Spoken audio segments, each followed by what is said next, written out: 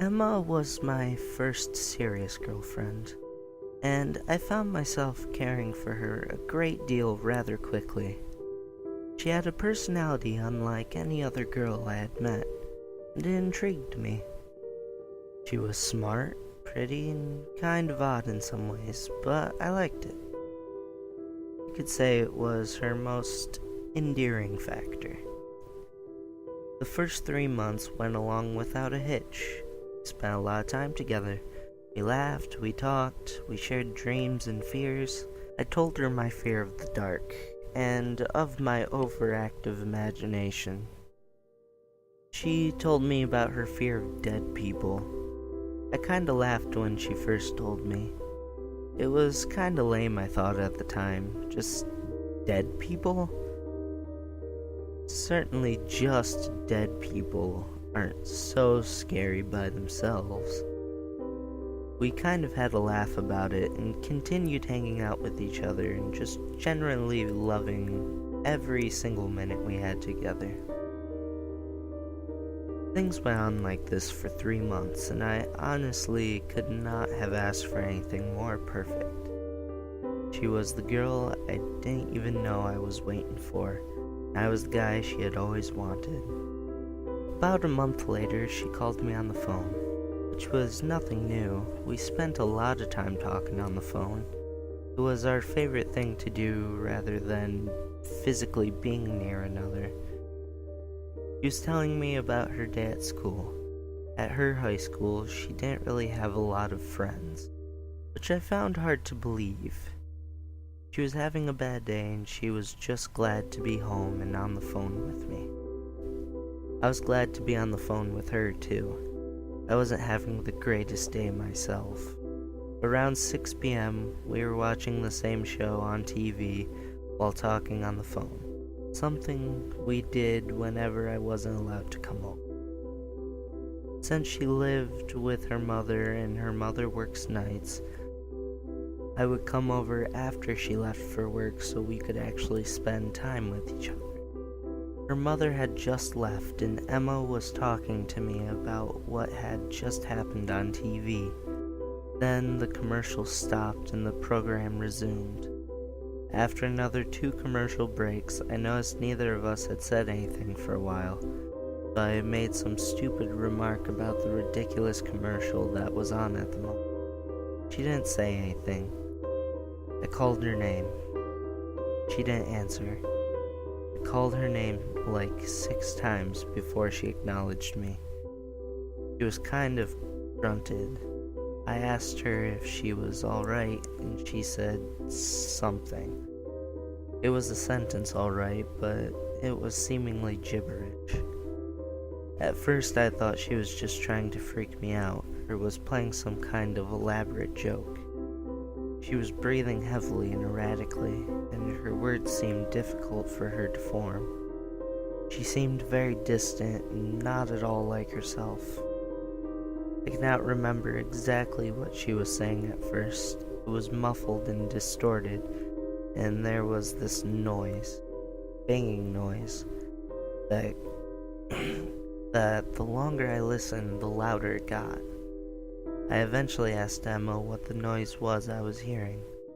She got silent for a second before responding. "You can hear that?" "Of course I can hear it. It's loud as hell. What is it?" She paused for a long moment. It seemed to drag on and on. "It's them." That's all she said. I was genuinely kind of freaked out, but somewhere in my mind I still thought she was messing with me as a joke. "You're joking, right? This is all some kind of game? And we're going to have a laugh about this later?" "Don't mock them," she interrupted fiercely. She sounded worried, almost panicked. "They don't like it. They don't like it." I thought this was funny. She was really going through a lot of trouble to play a joke on me. I laughed audibly. "They'll find you." Her voice sounded almost unnatural, as if it were someone else talking. She She hung up the phone right after that. I called her back a few times, but no one answered. Now worried out of my mind, I put on my jacket and left my house. I hoped she was okay, and I rushed to her apartment. When I was half a mile from her house, my car battery died. I was too worried about Emma to let that stall me. I had to know she was okay, and I would worry about my car afterward. I locked my car up and began running the rest of the way to her apartment. The sun was almost set after a short bit of running, and my lungs were starting to burn from the crisp, cold air I forced to inhale. I still don't know to this day if what happened next was some kind of trick on my eye due to the low amount of light, or if I was just worrying so much I hallucinated. I'm actually not sure that what I saw even happened. Maybe I just imagined it. These things with long gangly limbs that went backwards across the street as if leaving her house. I jumped. My heart was racing. I now thought she was in serious danger and mustered up all the courage I had to run to her front door. It was left ajar. I went in calling her name. My heart now felt like it was going to burst through my chest. Surely I was hallucinating. Lack of oxygen, that's all. I was breathing heavily as I searched her house. I found her in the living room, curled in a ball. Her skin was paper white. Her pupils were enormous. She was shaking and seemed to be in a sort of comatose-like state. I called her name and she couldn't respond. She wouldn't respond to anything, not even when I touched her, shook her, nothing. I picked her up and took her to her room. I laid her down onto her bed and noticed her eyes were darting across the wall behind me. Not in a random kind of pattern, but as if following something. Her eyes reached the space on the wall directly behind me, then stopped. Her eyes widened and began shaking. Her mouth was wide open as if screaming, but no actual sound escaped. Leaning over her, frozen in pure, unadulterated fear, I tried to make myself turn around. Part of me didn't want to meet whatever it was she saw, but the other part of me, the survivalist in me, forced me to turn around. As I did, I saw another thing. This thing was gray, its limbs bent backwards. It hung from the place where the ceiling and the wall meet, clutching with all four claws. It hung there and stared at me with sunken eyes. I couldn't make out if they were holes or the blackest eyes imaginable, because all that was there was just blackness. The loud sound I heard over the phone earlier was back.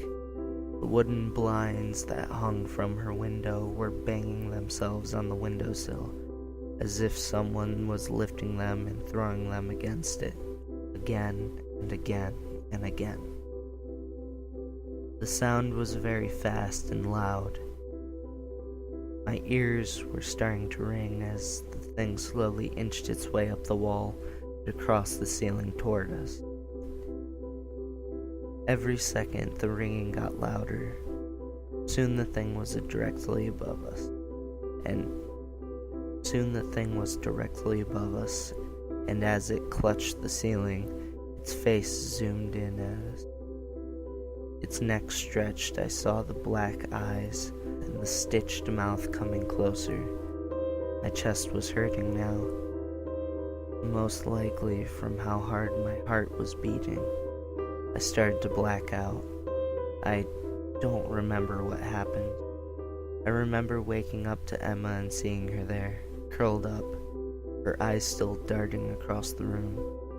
I looked around but saw nothing. I called her name, and of course she didn't respond. It took me about 10 minutes of sitting there holding her, calling her name, talking to her, singing to her, before she started to respond. Thankfully so, too. I was scared to take her to the hospital with the story I had. I called her name and she blinked suddenly and looked at me. I asked her, "Emma, what the hell is going on?" She looked at me with a genuine surprise. "What are you talking about? When did you get here?" She didn't remember a thing. She couldn't even explain where she got the marks on her arm. A week after that, I was at her house and I decided to ask her about what had happened. I wanted some answers. She still didn't remember what had happened, but she did have something to say about it. She told me that her fear of dead people stemmed from the fact that she used to see what she thought were dead people. Sometimes she did still see things, but she learned over the years that they weren't dead people. She couldn't say what they were, but she explained how some would talk to her and others wouldn't. Some would stare at her and others would avoid her. Ultimately, some were nice and others were malevolent. She said that the face in her ceiling told her most of what she knows of them. She explained that not all of them are good.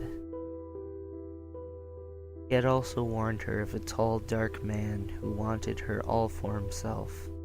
Explained to her that the freaky limb things were the tall man's, and they were there to protect her from anyone else, but also to keep her in check.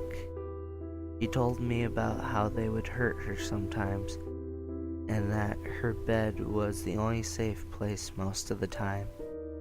Whenever she had her episodes, her bed was surrounded by water and the things couldn't get to her. She also told me that they make her cut herself when she had been bad. I loved this girl despite all the crazy stuff she had told me. I wanted to be there for her. I wanted to help her. It didn't take a very long time for me to figure out that being with her was harmful to her. After 3 years, I had witnessed episode after episode. I had learned how to calm her down within a few minutes. I had even got her to stop cutting herself. The last few months of our relationship, she didn't see anything at all. No cutting, no episodes. I felt ashamed that I didn't get her professional help, but I admit I felt happy and a little proud that she seemed to be getting much better. This all changed when I proposed to her. Of course she said yes. It was the happiest day of our lives. That night we went to a concert to celebrate. I took her to see her favorite band, which was secretly also my favorite. The band came on last, and I stood there holding her hand. We both sung the songs at the top of our lungs. She turned around during one of the slower songs and put her arms around me, and I did the same. I looked at her, only to see her eyes looking in the distance behind me, toward the back of the venue. I looked back but saw nothing. No, not now. God damn it. This was the perfect day, the perfect night. I grabbed her chin and pulled her face to me. Just look at my eyes, nowhere else, I told her. She struggled, but she did just that. I stood there holding her as we looked at each other. I kept telling her it's not real, remember that. She would just nod her head, tears in her eyes. The song ended, and so did her episode. I dropped her off at her house, and after the world's longest kiss, I got in my car and headed home. Once home, I took a quick shower and readied for bed. I was completely exhausted. After drying off, I laid down in bed and went to sleep. At least I started to. I was jolted awake by a sound of my blinds banging. My heart stopped as I saw one of those things right above my bed. The last thing I saw was its face coming at me. I woke up from the blackness the next morning with a cut on my arm. My mind instantly jumped to Emma. I raced to my phone to call her. I never got a response. When I stopped by her house, her mother answered the door and told me she didn't want to see me. I didn't know what the fuck was going on. After a week, I was in a severe depression. I didn't hear a damn thing from her. No replies from her MySpace or Facebook. No entries in her Zang or LiveJournal. Sadly, I didn't hear anything for 2 years. I saw on her Facebook that she was in a relationship. My heart sank. It was more than sank. It felt like it withered and died right then and there. I messaged her very formally, asking how she was, etc. I also asked what happened between us. She didn't respond for 3 days. When she did, she told me that she was heartbroken for a whole month when I broke up with her. She said that she cried in her mom's arms for weeks and weeks, and thought she would never stop. She told me she even made me a card and a painting, both of which she said she had been working on for months without me knowing, and sent them to me the week I broke up with her. Get me back. I told her I never received anything. I was about to argue that I never broke up with her. It was a ridiculous idea, because I was in love with this girl. I still was. I still am. I would never end what we had, but something stopped me. I got the thought, perhaps she was happy now. I asked her about the guy she was with now. She replied he had proposed to her. She said yes, she was truly happy. I then asked her about the things she saw. She remembered nothing at all. Her episodes were gone. I felt completely lost, destroyed from the inside out. We spent the next month or two talking about the past. She didn't recall most of our relationship. I'd ask her about some of my favorite memories with her and she wouldn't remember a thing. She didn't remember that she used to be a cutter. She didn't remember anything she used to see, bad or good. She didn't remember that she was once engaged to me, nor did she remember the amazing night we had at the concert. All she knew was that she and I were together once and I broke up with her, which broke her heart for months. I still love Emma with every fiber of my being. I want to figure out what happened, what went wrong. I think I deserved that much, an explanation. I honestly thought for a while after everything that happened that perhaps she had a type of mental illness. I mean, everything she experienced was practically textbook paranoid schizophrenia. It was easy to chalk it up to that, even after explaining these symptoms to my professor of my psychology class, or after the 5 years of research that I have poured into trying to find a way to explain these events. Almost everything adds up to schizophrenia, everything but one thing. I still can't figure out why I still see that figure on my ceiling some nights.